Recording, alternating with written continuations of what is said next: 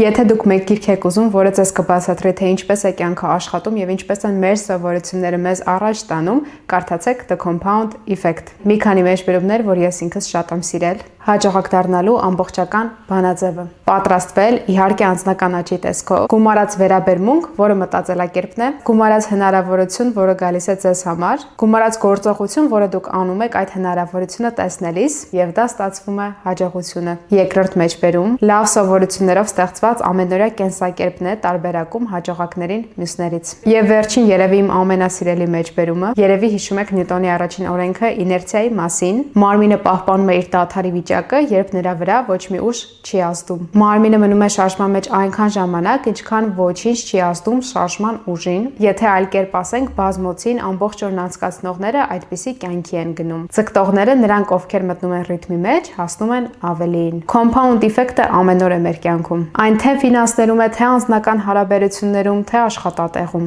Ինչքան շուտ ենք հասկանում դրա առկայությունը, այնքան ավելի հեշտ է լինում կյանքը լավ ուղղությամբ տանելը։